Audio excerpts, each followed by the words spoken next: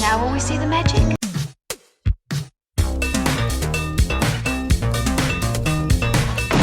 All right, where's Murray?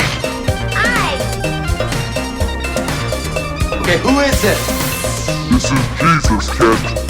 Know then that it is the year 10,191. Yes, we are bored. We're all bored now. Hi, good night. Good night. Hello, and welcome to Mary vs. the Movies with your host, Mary Jones. And Dennis Lang. And this week, times have been hard for everyone. Yeah. Inflation's been going up. We've seen all kinds of social unrest. Yeah. Last few years have been, a little dicey. Mm-hmm. So I thought, hey, let's watch a 3.25-hour movie about the Russian Revolution. The Hunt for Red January. Yeah. No, actually, I believe this is the October Revolution that it's about, though. Yeah. So, yes, this week we are watching the film Reds, adapted,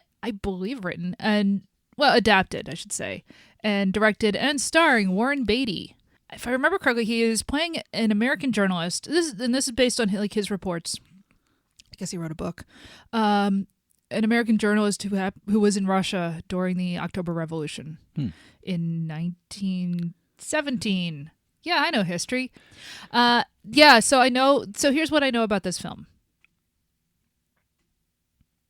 Also, it stars Diane Keaton. Yeah, in other words, I don't know what actually happens in this movie. I guess it's about the Russian Revolution. What happens to he lives if it's based on the book that the guy wrote, right? So... Yeah, so we know one thing. We know Spoiler one thing. Alert. Guy lives. American writer lives. Yes. Other than that, I don't actually know what happens in this film. I'm going to show a little bit of my ignorance. I know I know about the Russian Revolution, but I don't know the details, the ins and outs. I know that they were able to overthrow the Tsar because it was World War I and Russia had heavy casualties because Russia always has heavy casualties. And Anastasia survived. No, that's nonsense. It's also really weird that they made a whole movie and musical based on that. That's really weird. I know that Tom Baker was very hard to kill. So I've never... Okay, yeah, you're talking about that Rasputin movie, right? Yeah. Which I don't know anything about. I forgot that he was... I feel like it might have been a TV movie, like a BBC. Oh, even better. Yeah. Actually, no, I take that back. BBC TV movies can be very good. I just remember there's a scene of someone massaging his foot, and I was like, I didn't need to see Tom Baker's foot. We always find a way to sneak a Doctor Who thing in there. Lately we have. I don't know why. It's me. It is. It definitely is you. So I know that Diane Keaton is in this film. Her Annie Hall, Manhattan era.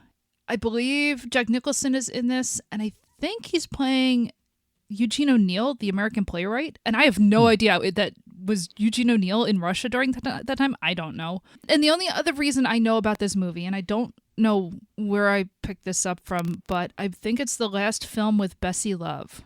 Do you remember who Bessie Love is? Yeah, she's in 1929. Yeah, Broadway Melody of 1929. She's the only good thing in that film. It's a terrible movie. She's the one that Mussolini didn't have a crush on. Right. Yeah. No, didn't not have a crush on. That the other actress dated Mussolini. The second ever film to win the Best Picture is a musical called Broadway Melody of 1929. It came out in 1929. It's mostly useful as an historical curiosity because it's an early sound musical. That's number one. Number two, some of the music was reused in Singing in the Rain. Number three, Bessie Love's good in it, and everything else about that film is terrible. It's she bad was fun. movie. She's fun, and so I guess she had some career back in like the 30s and whatnot. But I know this is the last thing she did. It's kind of neat to have a film in the 80s, have somebody that goes back to the 20s. I mean, that's kind of fun. Warren Beatty's one of these guys where I didn't know that he was ever kind of a big deal when I was a kid because my entire understanding of him was the film Dick Tracy and his relationship with Madonna. Yeah. And so I had no idea that I didn't see Bonnie and Clyde until I was and then later people know him as the guy who got the Oscar wrong. Well, yeah. Isn't that sad Yeah. that's like kind of people's image of him now? He had this like very interesting career, especially in the 60s and 70s when he broke away from, because he comes out of the old Hollywood system, right? Splinter in the Grass is a good film of his very early. He's with Natalie Wood. Along comes Bonnie and Clyde, and this is his chance to get out of the studio system. It was made in the studio system, but it was sort of part of the breaking of it, which is my way of saying, yes, I did read Pictures at a Revolution. It's a very good book. But actually reading that book and seeing Bonnie and Clyde afterwards gave me a new appreciation for him. And of course, like I've seen The Parallax View, and I will defend Shampoo. A lot of people don't like that movie, but I happen to think it's more interesting. It's great. Yeah, I think it's a much more interesting film than people give it credit for. I don't know if this movie continues it, but I always liked how he's kind of a chump. Yeah. Like he's not a typical leading guy. Like it's funny because, you know, the whole idea is that he's supposed to be like, you know, this charismatic leading man, but you watch him in every role and he's a schmuck. Yeah, more so than like Paul Newman and Robert Redford. Yeah. Who are always like, oh, we don't want to be seen as like handsome guys. We're also intelligent. But like this guy really, like he is not afraid to make himself look like a dope. No, isn't that interesting? Yeah. Which he's not. I don't think he is, or at least he's very canny when it comes to film itself. Yeah. But yeah, I mean, look at McCabe and Mrs. Miller. Shampoo looks like an idiot. But amazing films. Yeah, yeah.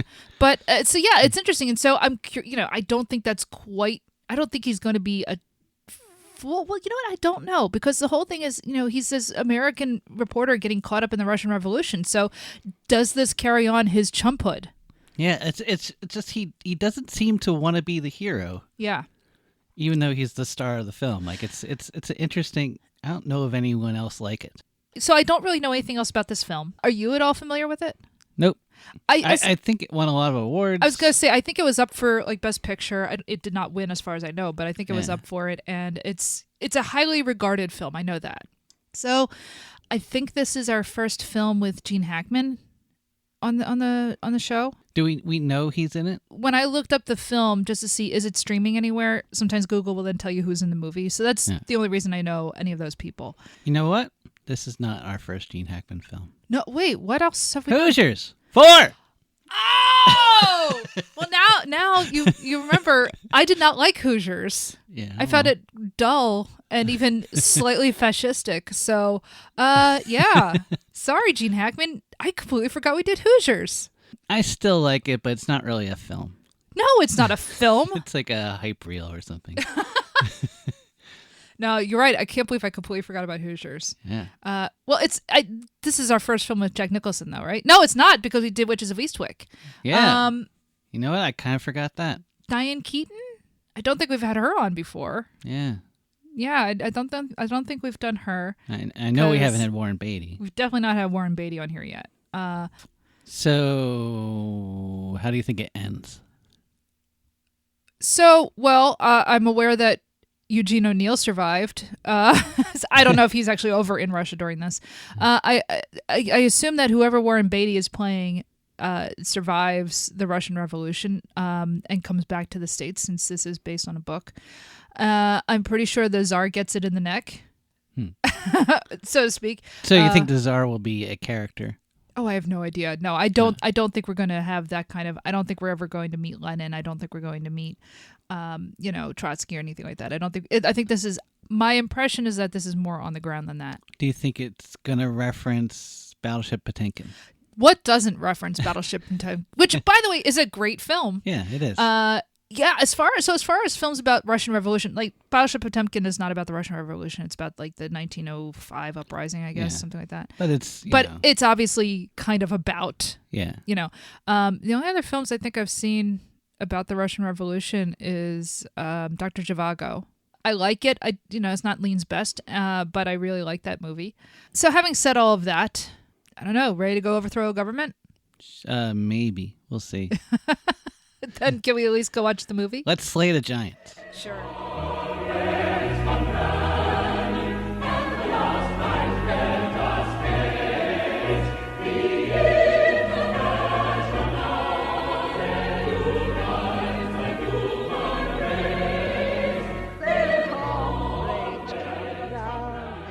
And the last fight let us face.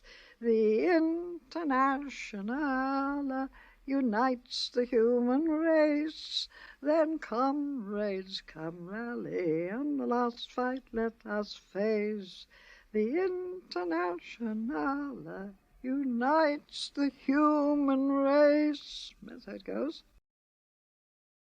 It's interesting. It's this movie that it's about communists, but it doesn't. It's not just about that. Well, no, you know what? Well, no, it's not just about that. But also what I find interesting is you have on the one hand people who are the actual people laboring with their hands or bodies, I should say. Yeah. Who, they are the ones working in factories or on farms. They're the ones who are actually getting into physical fights with cops. Okay. In fact, we see this at one point where they're organizing somewhere in Maryland, right? And the cops come in and raid a so-called illegal gathering and basically just bust heads. So, your miners, your farm hands, all like you have that type of the what we would consider like the proletariat, the working class, right? You also have like the intellectuals. Like there's more than one strain of socialism, obviously, but there is kind of a twin emphasis, which are not unrelated, obviously, between power being put in the hands of those who actually do all of the labor and the work and the acquisition of personal freedom, right? You have that other strain of the intellectuals, okay? The people who sit around in coffee houses and bars and argue, right? And they're not it's not like they're two entirely separate strains, but they often are, it feels like. And I've spent an annoying amount of time amongst the one, but was maybe raised by the other. Right. I don't know where I'm going with this, except this is a film that focuses on the intellectual strains, the activists, the people who are writing about communism and socialism, as opposed to the people who are actually out working with their hands. But also, Warren Beatty is a film star. He was raised in Hollywood. He makes a film like... So we live in America, and you hear the word communism, and most people will be like, ah! Yeah. The enemy. Right. And so Emma Goldman is a character in this. Yeah. And I've only known her as like black and white photos of this, stern-looking woman. She may as well be Carrie Nation. Yeah. And she's fun in here. And part of what this movie is like, so communism, why would anyone be a communist? And it's like, well, here. Yeah. Here's why these people became communist, or why these people are communists. Oh, yeah, exactly. And I think that's kind of important to sort of say, part of any sort of leftist movement, there has to be joy and a sense of I'm claiming freedom for myself. Now, it's interesting. So Ronald Reagan liked this movie. Yeah, that's wild. Now, he was friends with Warren Beatty. Yeah. And you could, like, Warren Beatty seems like a hard guy to figure out. Beatty, he certainly has liberal politics, like, obviously. And it's insane that anybody in the year of 1981 would release a 3.25-hour film about American communists and basically saying, hey, weren't these guys great?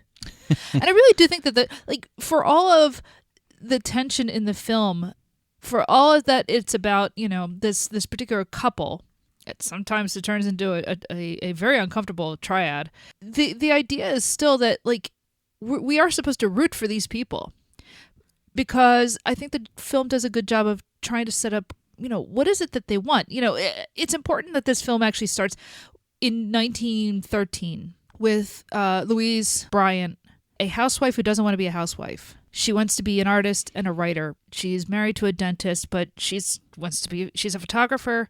She is sometimes her own subject.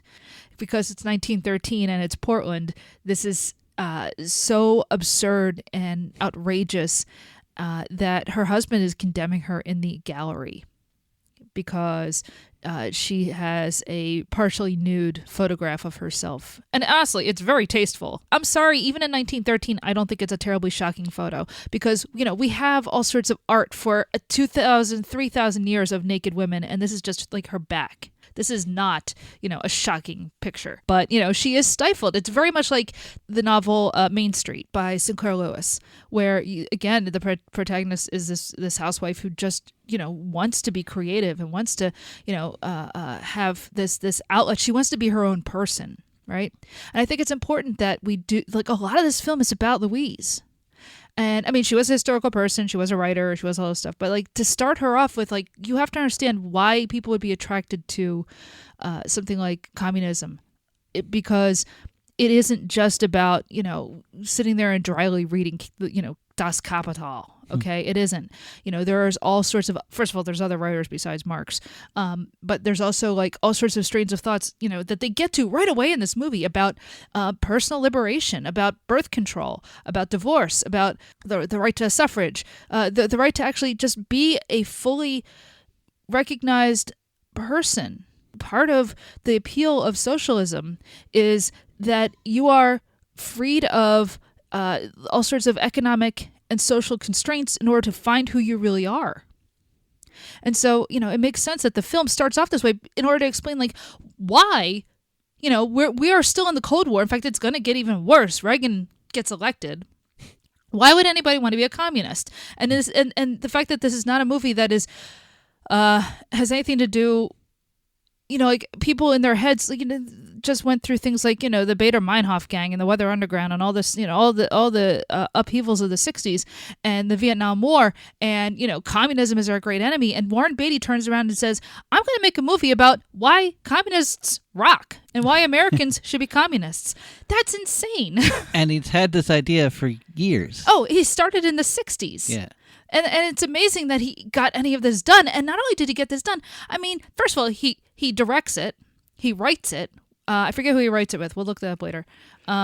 He's the writer and he's the director and he is the star. And he gets Jack Nicholson, who is huge, to play Eugene O'Neill. And Nicholson's amazing in this. Yeah. He was up for Best Supporting Actor. He did not win it. He should have won it. This is maybe one of the best performances of his I've ever seen. Okay. A lot of people, they think of Nicholson and they'll think of like The Shining, or maybe they'll think of Chinatown. They'll think of, the One Flew Over the Cuckoo's Nest. Yes. He got the Oscar for that. The Joker. Batman. Well, hey, he is great as the Joker. Yeah. Yeah. But honestly, this is up there with all of them. Mm-hmm. This is one of the best things I've ever seen him do because it's fascinatingly understated. Yeah. Right. And I haven't even talked about Diane Keaton as Louise. She is so like the emotional core of this movie. Yeah. Like she really is the center of this movie, much more than Beatty's John Reed is. Even though he, they really are a tandem. Mm-hmm. But it is so much her story as much as this is his. And then that's not even talking about, like, you've also got other people who like Gene Hackman shows up for like 2 scenes and he's great and he's for free. Maureen Stapleton as Emma Goldman, and she won Best Supporting Actress? Yeah. She's amazing in this. And as you said, she turns Emma Goldman, who, most people have this vague notion, well, she was like an anarchist who got deported. I mean, yes, but she also famously has, the line, and I'm paraphrasing, like, if your revolution doesn't have dancing, I don't want to have anything to do with it. Yeah. It's just like, this should be about, joy and liberation. This shouldn't just be this dour, image of, I don't know, Americans have this idea of communism is angry Russians killing each other and then everybody else. And, like, it's shallow. It's what we've been raised on. Maybe nowadays they have pictures of like China, but again, I'm not a doctrinaire leftist or anything because I don't read theory. I'm sorry. I'm whatever. I'm bourgeois and a dilettante. What do you want? I have, like a lousy little computer job. So, like, don't ask me to get into, like, specifics of what the right kind of communism is.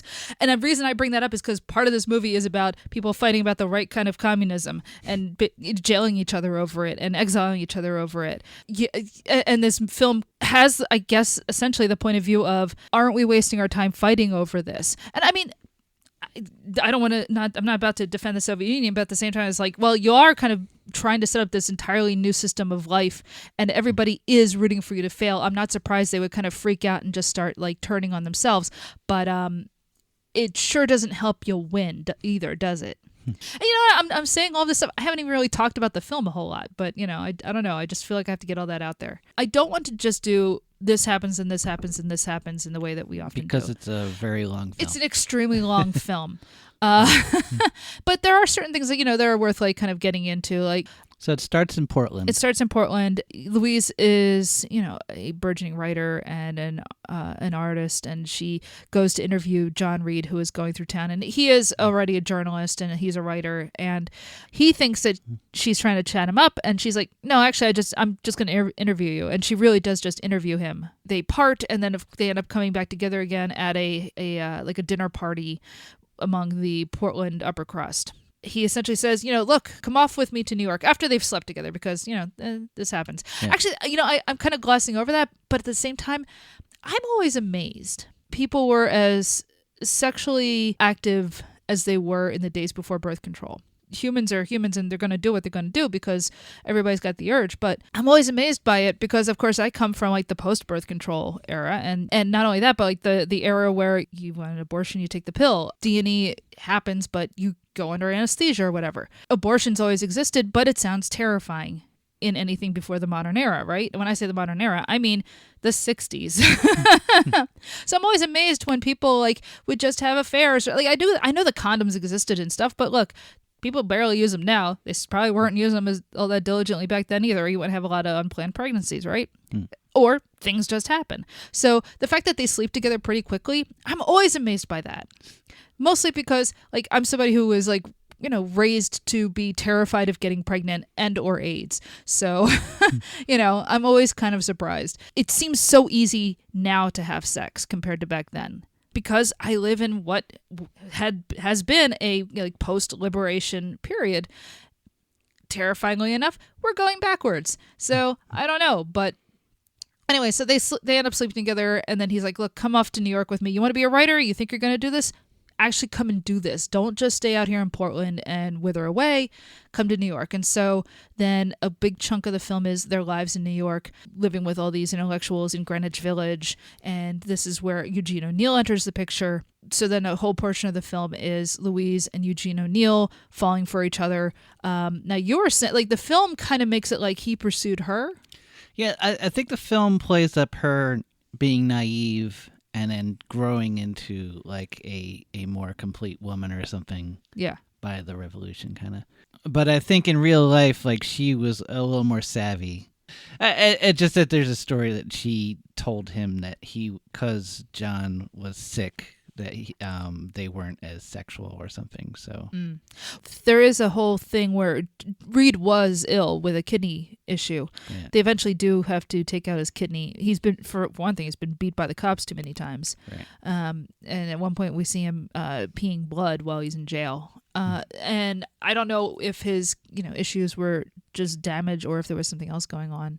I have not gone and read a biography of him in the time since we watched the film.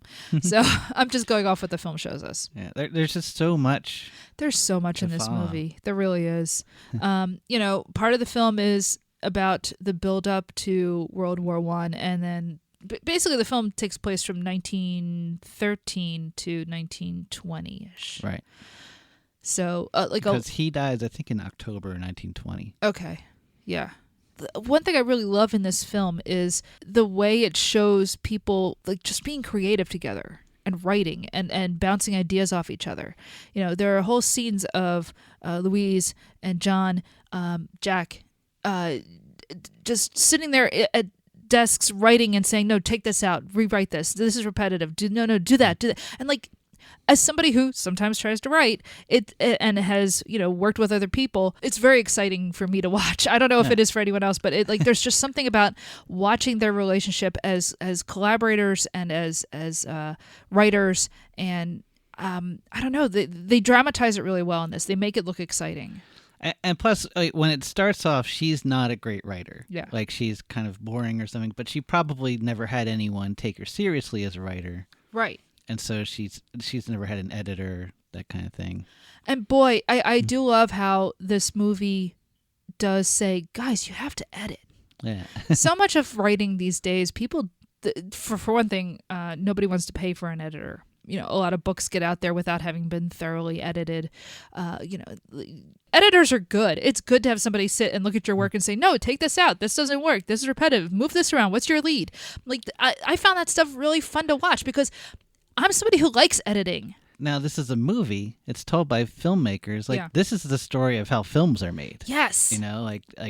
Films are even more, a collaborative effort than anything else. So people have to work with other people in order to make things. Because on top of all this is also Warren Beatty and Diane Keaton making a film while their relationship falls apart. Yes. On top of everything else. Like, there is an emotional tenor to this that does really come through, where they are fighting at times in this. They are angry, you get the feeling that like they're channeling like their own relationship falling apart. So yeah, there's a little bit of Fleetwood Mac vibes. Yes. Oh my God, there totally is. And there's this whole thing where oh my God, so this is his rumors? Yeah, a little bit. But also there's this whole thing where Jack Nicholson and Warren Beatty shared like 12 different girlfriends. Yeah. Yeah, that's a whole thing like off screen. Like they apparently had dated several of the same women in common. And so, the whole idea that like Jack Nicholson's Eugene O'Neill is also trying to, is having this affair with, Diane Keaton's Louise. Like, yes, it's just like all these webs of people sleeping together or angry at each other or, yeah. Yeah, you know what? God, it is basically just Fleetwood Mac, isn't it? Yeah. And yeah, he has a little bit of a Lindsey Buckingham vibe, I think. I'm a genius, but I'm kind of a schmuck. Yeah. Oh my God. Part of the film is about the lead up to the American involvement in World War I. As I said, there's ambiguity. Like some people said nobody wanted to be involved, and some people are like, yeah, people had war fever. And I like that the film plays with it because part of, and I remember even being taught in school, the whole reason Wilson got elected and reelected was he kept us out of the war, right? He kept us out of this European conflict. Nobody wanted to be there. And then all of a sudden the tone just, Wilson's like, no, we have to make the world safe for democracy, and this is a moral crusade that we're going to be brought in on. It's fascinating for me to watch because, man, I went on like all sorts of protest marches against invading Iraq, and what did it come to? Right? Nothing. We went to Black Lives Matter protests in 2020, and what did it come to? Nothing, right?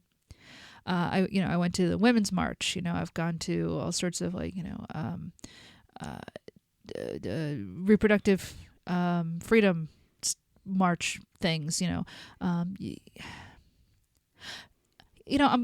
about to turn. I'll be turning 44 soon, and I don't want to say I'm like a jaded. I don't want to say an ex-activist or anything like that because I never, was. The most, I wasn't part of like food not bombs or anything like that, But watching this film, it dredged up a lot of like just feelings I have about, and frustrations, I guess. The world's got a lot of problems. And we make a mistake, I think. I feel like I probably brought up on another episode, and I don't remember which one now because God knows I go off on tangents. And I guess I remember complaining about like Whiggish history. Okay. And Whiggish history is sort of an extrapolation from Hegelian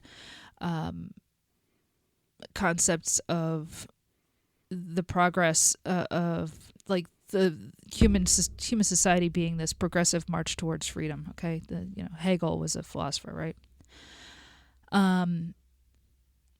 Who unfortunately had like kind of an influence on like, Marxist thought and stuff, the idea that, we all progress through these societies progress through stages. Okay. And always moving towards greater freedom. So then, in Marxist thought, like the final greatest freedom will be achieved when we have like, the post state society, a stateless communist society where, where I'm going with this is I'm watching this movie and I'm watching all these young people at the, in New York, and they have all this, like, we're going to change the world. And, Jack and Louise go off to Russia because they're going to change the world. And he gets bogged down in all sorts of fights that I'm sure some of them were actually really important and principled, in that, like, there might be major differences between one communist party and another. And then Russia says, look, we're not going to deal with either of you until you merge back together again. But it's watching this movie and just watching how idealism gets not exactly curdled, because I don't think his idealism ever really curdles, but I just felt so sad. Okay? Because I realize I'm a little scattershot, but some of the stuff that they're arguing about in this film, and when I say with they, I mean, like, characters are arguing about this film. You have women arguing about birth control and access to that, and abortion, and parity with men, right? Mm-hmm. And you have laborers, just trying to unionize, and you have people trying not to get sucked into a massive war. And it's all 100 years ago. Okay? And it's like 100 years didn't even happen in a lot of ways. Okay? We have a Supreme Court that can just overturn whatever it wants. It's been bought and paid for by, the Koch brothers. They can overturn things like Roe v. Wade. They can overturn who counts, not to rely on electoralism, because we've seen what that gets us, but, does your vote even matter, right? I don't know. There's something about watching this film and just being sort of angry and frustrated at how history actually is not that Hegelian sense of progress towards greater freedom.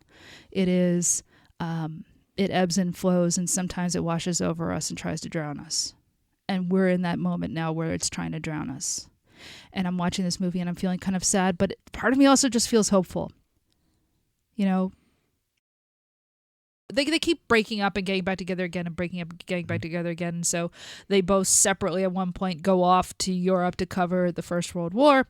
As they are doing that, of course, the Russian Revolution breaks out, and Jack's just like, oh my God, look, come with me to Russia. This is the World Series of communism. It really is, yes. Everything they've wanted.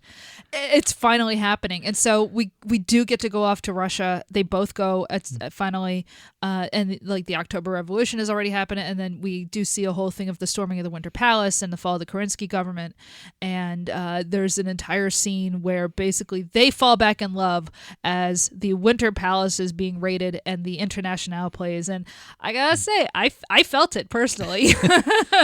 But also, they suddenly are on the same page. Yeah. Like, they're editing each other. Like, the power is completely equal for them now. The power is equal for them. Basically the same. And they're in a new world, which is basically saying things have to be collaborative, and writing has to be collaborative. Yeah. And look, and listen, this is a film.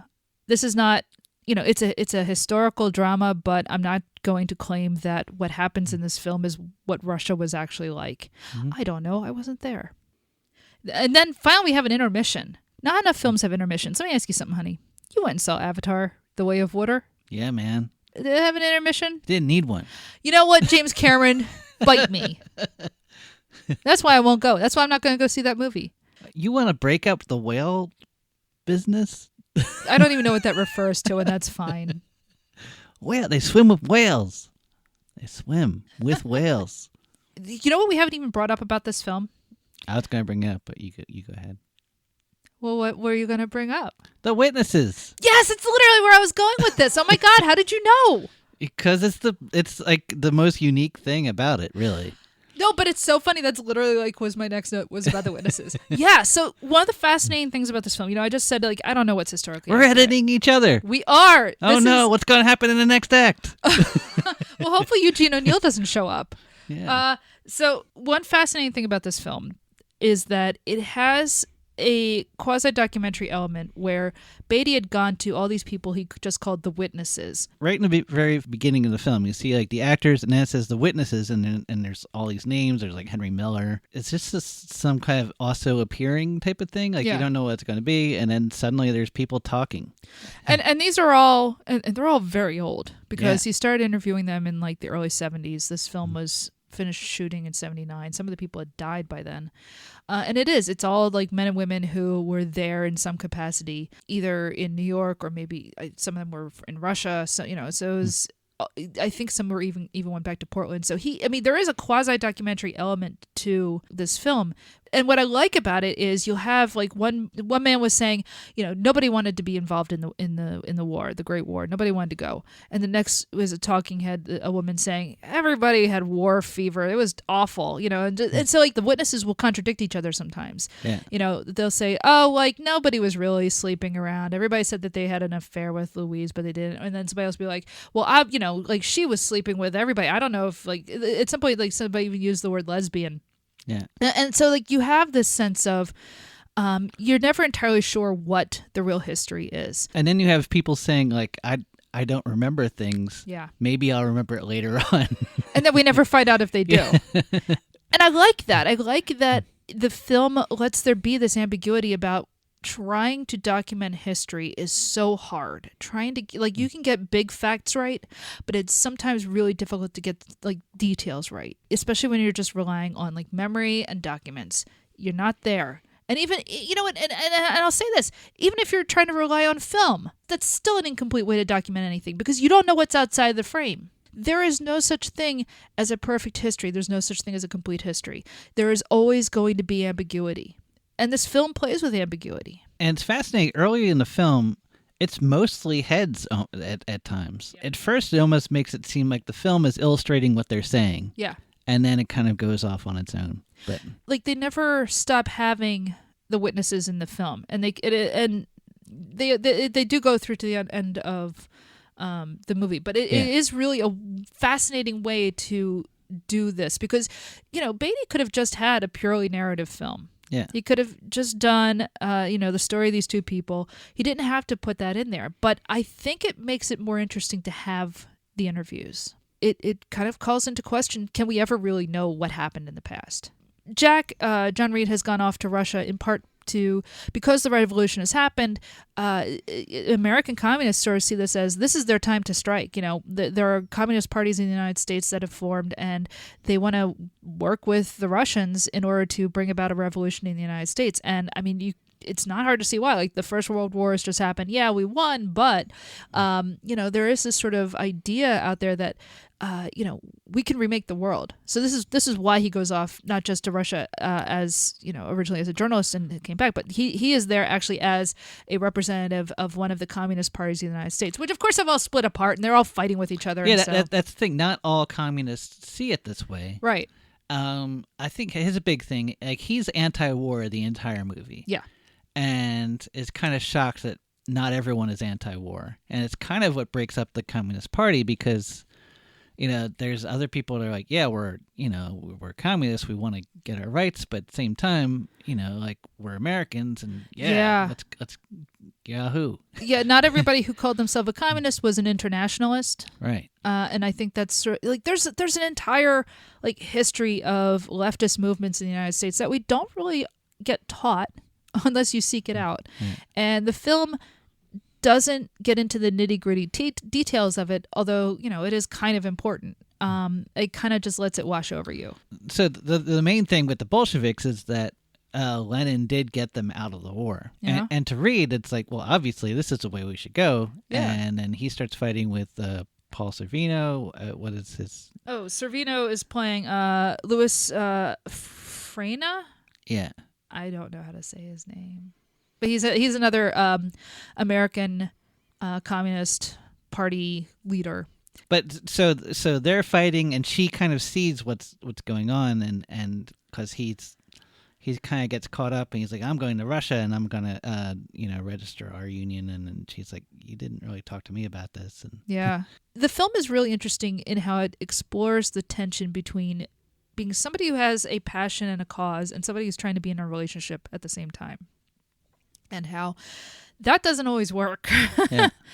And not only that, but, you know, there's a whole element in this where they both are trying to practice free love, and it's not really working because, and here's the thing where, you know, I kind of am always a pessimist about, you know, anything on the left is like, much like Christianity, it's all predicated on this idea that human beings can be like not selfish. And it doesn't really work that way. People still get hurt. People are still possessive, right? Like, I do think this is something that is just in us as animals, right? And, you know, they're trying to have... So you're on Eugene O'Neill's side here. You know what? I actually really, I do, as I'm watching this and I'm watching, there's a scene towards the end where Eugene and Louise kind of meet for the last time in the film. In New York, I guess it is. And he says, look, you're basically just these two middle-class people who think that you're communists, but you're still like bourgeois. And she's very upset and gets very angry with him about that. And I watched and I thought, he's right though. Like they're not the working class. You know, they're intellectuals. They're writers. You know, they're creatives. But his point was also, you think you're not possessive towards each other. You think you have this open relationship, but you still are hurting each other. You know, and you and me having a relationship, like, you know, he has a speech early on, like, I wouldn't share you with anyone. I don't want that. I'm possessive. He at least is self-aware in a way that they keep trying to fight. Now, look, I have friends who are polyamorous, and I do believe it works for some people. Some people can, you know, be that way. I think most human beings are possessive, though, and they get hurt, right? This idea that, like, you can have a life without hurting other people, it doesn't work that way, I don't think. Or maybe I'm bourgeois. Maybe I'm too middle class to live any other way. I don't know. But at the same time, like she points out, like he's an alcoholic. Well, yeah, but he's like, you know, dispensing all these judgments, but not really doing anything. Yeah, well, again, I understand him. I'm just saying that it's like they're all flawed in some way. Absolutely. Yeah. No, very flawed. No, I don't think anybody could watch this movie and not come away with, you know, O'Neill, he's not the hero of the film at all. But I feel like... If anything, he's almost like the devil, but he's like the devil who's telling them the truth the whole time. But I feel like she learned stuff from him. Absolutely. And, like, kind of learns... like, he kind of keeps her grounded in a way that Reed is not grounded. Yeah. And so this is kind of the dramatic departure from reality where he's returned to Russia, and the thing is, like no one wants to deal with Russia now. Yeah. And to get into Russia is like impossible, pretty much. And she treks through the tundra to get there. Yeah, there's a whole thing of her going across Finland into Russia. Yeah. Now, is that historically accurate? I think they kind of play up like the drama of it. Okay. You know, because like in the movie, like they have no communication. He doesn't know she's coming. It's kind of, it's setting up this whole, like, you know, she gets there and he's out of the country by the time she gets there. Mm-hmm. And so it's like just this whole dramatic love thing where, like, obviously she's trying to get back to him and he needs her. And then finally they meet and then he's dying. So yeah. Basically, he wants to go back to the United States, and they're like, no, you can't leave. He's in and out of, you know, detention, we'll say. It's that scene where he's on the train with Zinoviev. You know, he's been arguing with Zinoviev. He's looking, you know, let me go home. No, you can't go home. Whatever. And they're arguing about, like, you keep editing my work. Like, yeah, I know you're gonna send me back to prison, but stop editing my work. You know, and I don't know. There's something very funny to me about, you know. And he's repeating what he said to Gene Hackman when Gene Hackman was his editor in America. Exactly. It is funny how first of all, he can't break out of that pattern. Mm-hmm. And also, there's just something very funny about it. It's just like, yeah, I know you're going to send me to prison, but, like, I want to argue with you about your editing right now. Yeah. At which point, like, the train gets blown up, which is, you know, like a whole thing. This is towards the very end of the film. Like, I don't think he even knows that, though. No. I think he just is lost in a world of ideas. Mm-hmm. I feel like that, like, Louise kind of grows past him. Like, he dies. I mean, partially he dies because it's 1920 and they're in Russia and he has only one kidney. So, and they're the train is attacked, and so look, he was not going to live very long anyway. Not without like dialysis, I think. But he does end up dying after like the train incident. Didn't even bring it up. I guess like the music supervisor or something, or wrote some of it is Stephen Sondheim, which is kind of an amazing get. Yeah, so this film came out the same year as Ragtime, the Milos Forman film, and they're both set around the same time period. So this film gets Sondheim, that film gets Randy Newman. Not a bad year for I mean, I think Ragtime is actually a really good movie. I don't think I've seen it. No, I watched it without you. It was not well received at the time, but it's a really good movie, and it's Jimmy Cagney's last film. Oh, yeah. So, as for the film itself, oh my God. Okay, so first of all, Beatty, like this is his second time directing. It's amazing. It's so well directed, well composed, like the performances he's getting from people. And I mean, he's smart enough to get like the cinematographer of this film was Vittorio Storaro, The Conformist, one of the most amazing, most gorgeous films ever made. But he also did Apocalypse Now, The Last Emperor, Last Tango in Paris. Yeah, he's one of the greatest cinematographers from like the 70s onward. And so because he's Warren Beatty, he can get Storaro as his cinematographer. And like the shots in this film are gorgeous. It's so much just the use of like natural or I don't know, we'll call it diegetic lighting. I don't know what else to call it. In that everything at least looks like it's being lit by the things, the objects in the room, or the sun, or the candle lights and everything. You don't feel like there's like a lot of like external like lighting rigs and stuff lighting everything up. Everything feels natural in that way. You have to see Barry Lyndon. I do have to. Yes, I really do need to see Barry Lyndon. There is one scene in this film where it's a group of people at a table eating in candlelight, and it is like it's gorgeous. It looks like Caravaggio painting. It's just, and like the film is full of things like that. Just so much beautiful lighting. Oh my God, this movie is so good. But so it's not just the cinematography, which is like amazing. Like I said, like Sondheim did the music, but there's also like just like a lot of use of period music and stuff. It's really well done. But like Beatty as a director, man, he knocks it out of the park here. I feel like if there's any movie this is like, it's like Lawrence of Arabia. It's the same setup too, where it kind of builds to like this kind of idealistic triumph in the middle, and then falls apart. Yeah, so Beatty got Best Director for this, right? Right. Yeah, this was nominated for... I think Chariots of Fire won Best Picture. Man, there's no way Chariots of Fire is better than this. No, I've never seen it. It's on our list. I'm already against that movie. I can't believe that it didn't win Best Picture. This seriously is like one of the best films we've covered. Yeah, okay, it's over 3 hours long. Man, I can't wait to rewatch this. Well, I watched the Oscars that year, because back then I watched the Oscars all the time. And man, I still make you watch the Oscars. What do you mean back then? But back then, like I'd watch the entire show. Yeah. Like I was like. Now I'm just like. Well, you're looking at your phone. Yeah. But back then, it's like it's the whole thing. And so I think back then I was just mad. I was like, well, of course Raiders are gonna win this year. Oh my God. Yeah, I guess it would have been up against Raiders. I think so. I love Raiders of the Lost Ark. I really love Raiders of the Lost Ark. Yeah.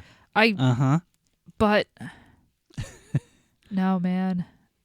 You know what? If Raiders had won instead of Chariots of Fire, I'd be like, okay, yeah, I kind of get it. But man, Chariots of Fire better like pay me $1 million and cure like the crick in my back if you want me to understand why it won Best Picture. I'm sorry. After watching Reds, no. I say it's like Lawrence of Arabia. Lawrence of Arabia, it's about this like one guy who just happened to be at the right place, right time, and kind of it became this kind of icon. Mm-hmm. And this is kind of the same thing, but I think that the reason why it's not as well remembered is because it's really telling the story of two people. Yeah.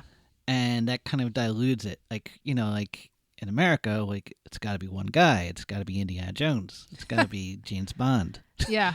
Like we're all about one person being the hero, and we can't take like a duo. Yeah, I think there is something. And if to there is a that. duo, like it's the one has to be a sidekick at least. I guess you could say Gone with the Wind. Gone with the Wind, yeah. Yeah, in fact, I think I saw somebody say this was like Gone with the Wind for American socialists or something, which, yeah, I don't know. I mean, Gone with the Wind is a very, well, yeah, it is. Yeah, I know. Like, look, I've seen that film more than once because, I was young, but it might not even be a wrong comparison because, again, like you shouldn't watch films for history. But yeah, boy, I have to sit with that one. Yeah, but you're right. Epics, they're rarely about two people. They're rarely about, and especially two people in a contentious relationship. Man, I hate to say this, Gone with the Wind might actually be a really good comparison, in that it is about a relationship that kind of falls apart, that comes together and falls apart. There's a big war in the middle of it. Oh my God, this is Gone with the Wind, isn't it? Oh man. Well, at least it doesn't have all the slavery. Well, yeah. Yeah. You know what? This is a much better version for that reason. Yeah. Boy, wow. As a love story, it does have a kind of a hopeful ending. Oh, no, bittersweet. It's bittersweet, but like it's like they found what they were looking for or something. Yeah. Like neither of them seemed to know what they were looking for in the beginning, and it's like they found it, or like. Yeah, I think towards the end of the film they do find, they love each other, and she at least gets to be there, It's like kind of like a heroic love story. Yes, yeah. It's it ends tragically. Yeah. And tragically with a capital T. But that's love stories. Yeah, exactly. Like good love stories. The other thing, what was it? We just said he was obviously influenced by David Lean. The other thing that kind of came to mind watching this, because of the way that the dialogue sometimes is overlapping, and you will have like a visual going on while somebody else is speaking. There definitely feels like there's an influence of Robert Altman. Like you could say the first half is Robert Altman, or like the first third. Like the New York stuff is all Robert Altman, pretty much. And of course, he started McCabe and Mrs. Miller, which is an amazing movie. If you have not seen it, please go watch that. That film is incredible, and he is fantastic in it. Yep. And that's the thing. Like there are stylistic touches in this that are so good. Go watch this movie. This movie is so good. Like even politics. Don't care about the politics of it. As a film, it's just excellent. Like the performances are all fantastic. The music choices are great. The cinematography is gorgeous. The way that he builds the story and then as Dennis says it comes apart on the second half. It's so well constructed as a film, and it's just fun to watch. It's so good. Man, this movie is great. It's kind of like the beginning is kind of like the student uprising in French Dispatch. Oh, okay. That kind of like chaotic hopefulness and yeah, and rise of the youth and all that kind of thing, and then it ends with the writers in Hail Caesar. Yeah. Like these kind of deluded old fools. Yeah. With beards and Looking in a mirror, hon? What? I wasn't talking about me. No, of course not. Sheesh.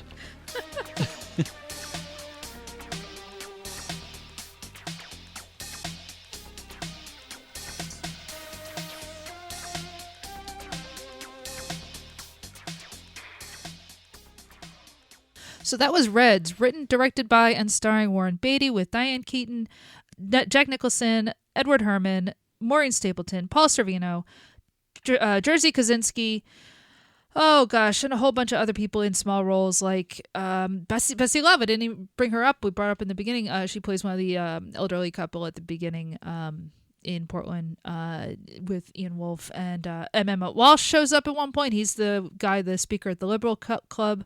There's just like a lot of people just floating around in this movie. George Plimpton, And Maureen Stapleton, we already saw in Johnny Dangerously. She was the mom. Boy, to go from winning an Oscar in Reds to Johnny Dangerously. The heights of comedy. Yeah. Just a few years later. A paycheck's a paycheck. Work is work. Yeah, man. So you can follow us on social media. We are Mary vs. Movies on Twitter. We are Mary vs. Movies on Instagram. We are Mary vs. Movies on Mastodon, which is at mas.to. Mastodon's always like a mouthful, isn't it?